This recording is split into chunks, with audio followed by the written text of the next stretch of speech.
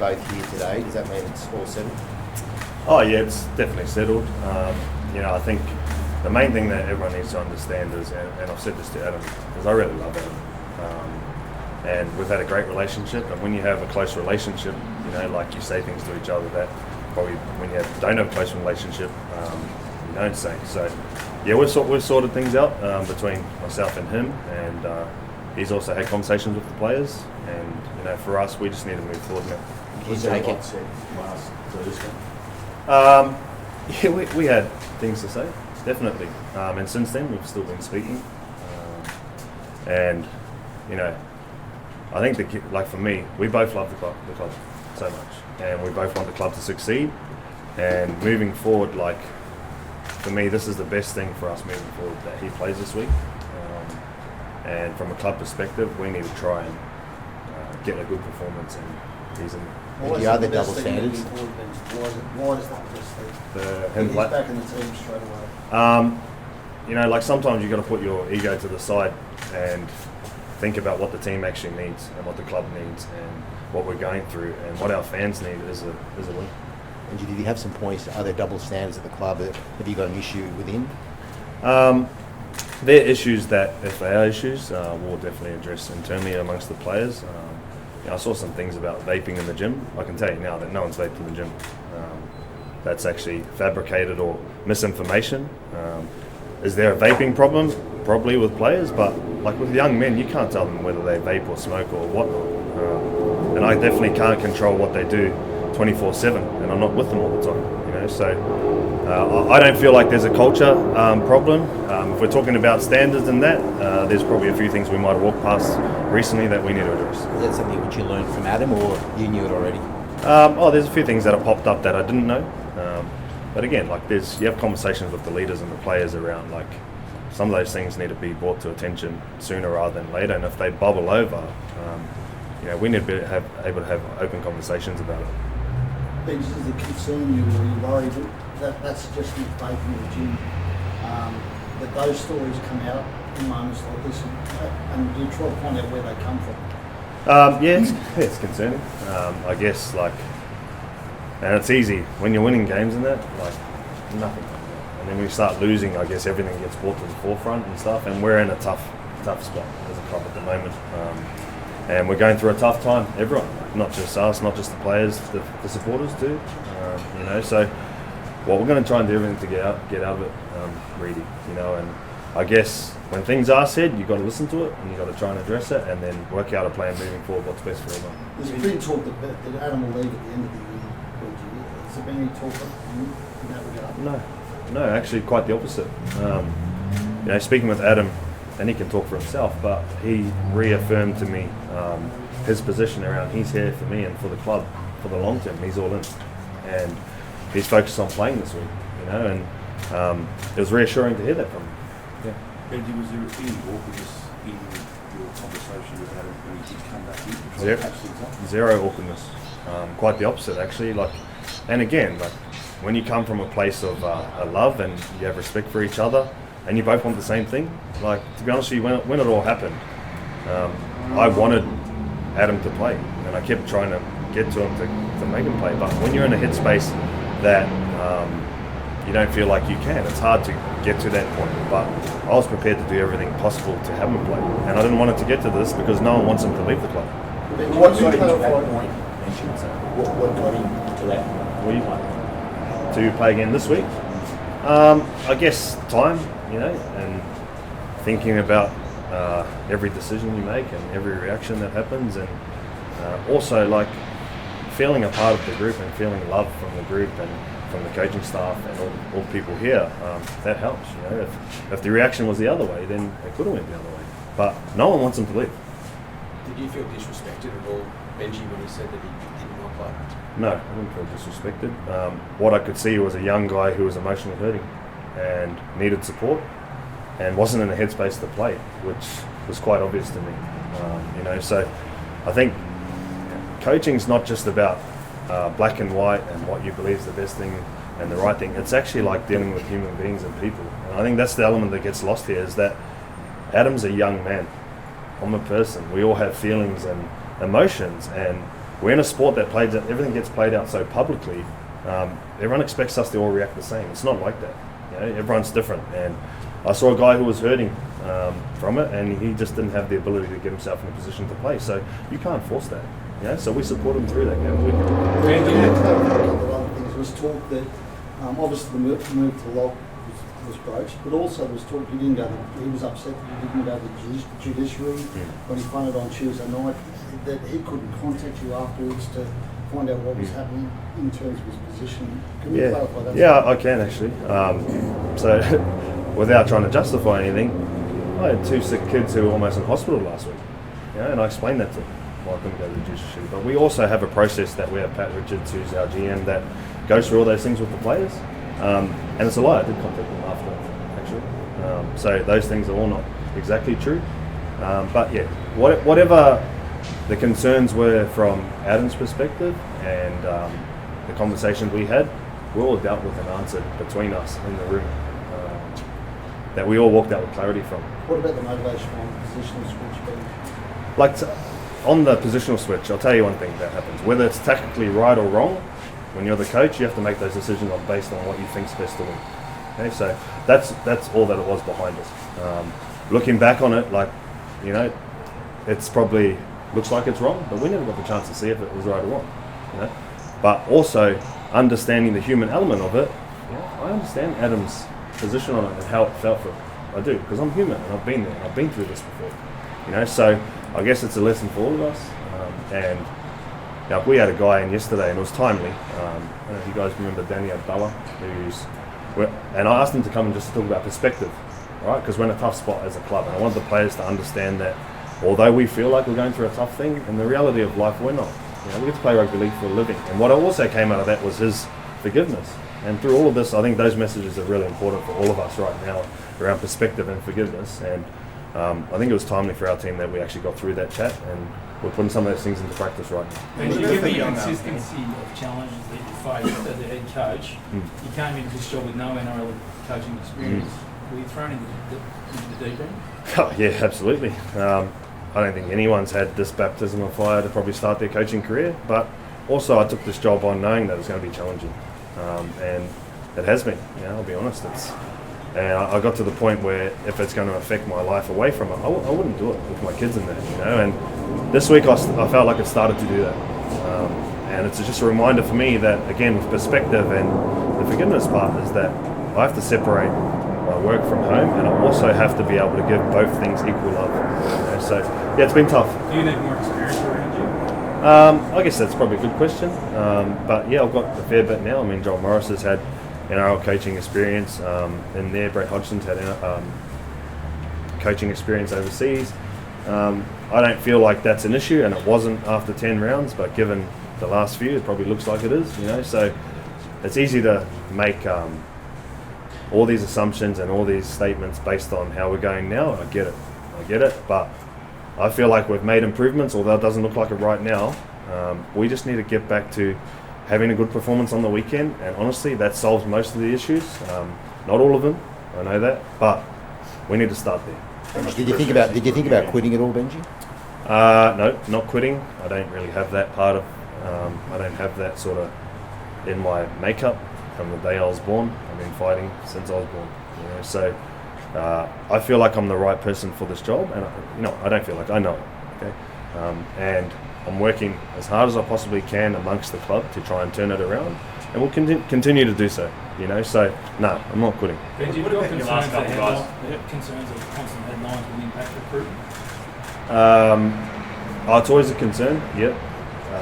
But I guess what sometimes gets reported and what's actually the case is not always 100%, you know, and I guess and I always rely on like my integrity and who I am as a person and the way I talk to the people who might be coming here, that whatever I say, they believe in what I'm saying, and we're going through that now, and you know, that's what's brought a lot of the players to the club now, is the fact that I can resonate and understand and humanise and have conversations with these young men. So I don't think that's exactly going to be detrimental, but it definitely doesn't help. Yeah, What about young development, Andrew? Like it's been normally a highlight when you make your debut. Is there a bit scarred from the experience of what happened on the weekend and the circumstances around his entry into the NRL? Yeah, he's not scarred. I had him in my office yesterday. He's just really grateful for the opportunity to be able to live out his dream. And not all debuts go according to plan, where you go out there and you're the superstar of the game. But to be able to make it to this level and play NRL, it's actually a credit to him. So I understand everything around it, but he'll get better. He'll play more games, and he'll be a better player, and he'll be better for the experience. So yeah. Benji, would you be- That's it, guys. Last one. Sorry, mate. It's all good. Last question that you buckled by allowing a player who refused to play for you last week straight back in. What would you say to that scrutiny that's doing for you? I don't need to say anything. I think what I'm doing is enough because, like I said to you, when you're coaching, you have to be able to put your ego aside for what's best for the club and the team and what we need right now. And what we need right now is all our best players playing and our senior players playing. And we actually need a good performance against Parramatta to give our fans something to cheer about, because we've had nothing to cheer about in the last 10 years. Okay, and it's been like that and it feels like that. So regardless of personal feelings or emotions or hurt or whatever, forgive, move on, and we need to move forward as a club, which we're going to do. How his teammates That's it, is guys. forgiving Come on. Benji? His teammates is forgiving the shooter? Adam talked to his teammates, and I'll tell you what, their response as a group has been so overwhelming, because a lot of guys stood up in there and supported him through it, and all put their hand up and said how prepared they were to play with him and how much they love having him around and understood the situation, So I think when you hear that from your teammates, that makes that all easier. And then if you watched them train yesterday and connected yesterday, you'd understand how much they mean to each other. And would you be open to external help at all? Would you be open to external help at all? I'm getting external help at the moment, just not everyone knows about it. Thanks, guys. Thanks, guys. Adam, can you tell us why you decided not to play last week? Yeah, looking back on it, I guess at times as a player, I can be a bit stubborn, and I know I spoke to Bags and I know I spoke to Benji, and I know that at times I can be a hard player to deal with at times, but he knows and I know my love for this club. That's never shied away. That's just gotten stronger now, and I guess externally it's hard at times for people to see that. Obviously my actions last week, I guess looking back on it, I should have played. Yeah, I definitely should have played, and I'm wrong in that sense. But in terms of my conversations with Benji and speaking to him after the game, I guess there was just a bit of miscommunication there, and I got into a headspace where I lost my head a bit, and my head was off for a bit, and I accepted that. It hurt watching the boys on the weekend, it really did.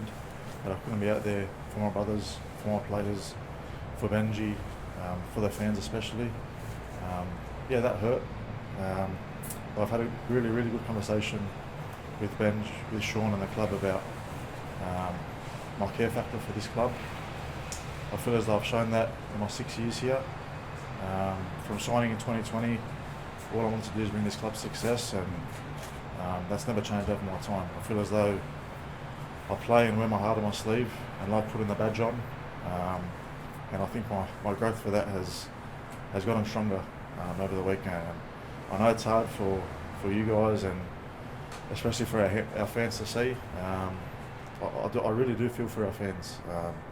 I let them down on the weekend, and as I said, sometimes when you're fighting so hard and you have a big week and you go to the judiciary and you're not used to it and you're losing and you just want to see this club win, and add a bit of miscommunication with which I mentioned to Benj during that. I'm an overthinker, and I love being well prepared for stuff, and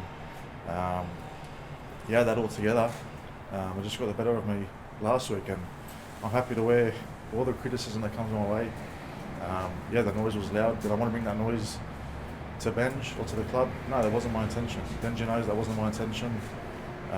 Is it a bad look for my playing group? Yeah, and I'll wear that. And I had a really good conversation with them yesterday about that, and to see their reaction after, just reassured that they know who I am as a person and as a man, and my attention is always in the right spot. And You had the result you wanted. I mean, are there going to be changes to the standards at the club? Because that's obviously why you're so angry. That wasn't why I was so angry. Not at all. I I think standards at any organisation, whether it's a footy club, whether it's a business, when things aren't going good and you're losing, and me being a key player and a leader in this club, we've got to change stuff. And I have to change stuff. I have to be a better leader, and all of us at this club have to be better. So, yeah, that wasn't. I'm not going to go into the depths of what was spoken between our four walls. There's been a lot of speculation about things that go on at this place, but we're keeping that internal. In terms of the positional switch, I spoke to Benji about that. Benji knows I play front row for him. I never put myself above the team. It's just something I don't do. Yeah, was there a bit of communication breakdown there, and did I take it the wrong way? Yeah. I mean, I'm happy to wear that. As I said, we spoke in depth about that after, and Benji knows, and I spoke to him about. I feel as though we have a really good, really tight relationship that we can discuss these things. And if he wants me to play front row 1 week, then he knows I'll play that for him. Adam, there's a lot of talk this is a tactic for you to get out of the comp. Can you talk about what you, I mean, your future is here at the Tigers and also going forward? I think, yeah, there's two things like that. One thing I do want to do is protect Isaac Moses in this, my agent. I feel as though he's been brought into this, and with the whole Lockie Gavin situation, and thinking we've got this big master plan behind this. It's not his intention at all. Isaac wanted me to be out there on Saturday with the team. He was begging me to play, and I just put this stubborn head on that I have at times, and put this ego on that I have at times, and just couldn't get myself in the right headspace to play. That's the reality of it, and yeah, Isaac's got nothing to do behind this. He's fully supportive of me, of Benj, of the club. He knows my love for the club, and in terms of my future, I'm here for the next 3 years. I've never walked away from a contract in my life. My love for the club is evident. It's how I've been over the past 6 years here. My love for Benj, my love for this jersey has grown stronger now. I said from signing in 2020 that I want to bring this club success, and my stance for that hasn't changed. Did I want success to come earlier at this club? Yeah, of course. But it hasn't happened, and we just got to keep fighting harder, keep growing harder, keep lifting our standards to be a successful club, and that's what I want to do. It seems like there's a way forward, Adam. The relationships don't end in 4 days. But you've got a bit of work to do with the team next day. I don't think so, no. Based off my conversations with Benji and his reassurance, and Sean and Paddy and my playing group, you guys don't see how the players react around me, and how much they respect me and I respect them. So you can think and write that it doesn't mend in 4 days, but I'll tell you now it has. Adam, why did you play this? It's not just standards per se. What's the key and core reason that you didn't play? Yeah, I just said it was just a build-up of a lot of things.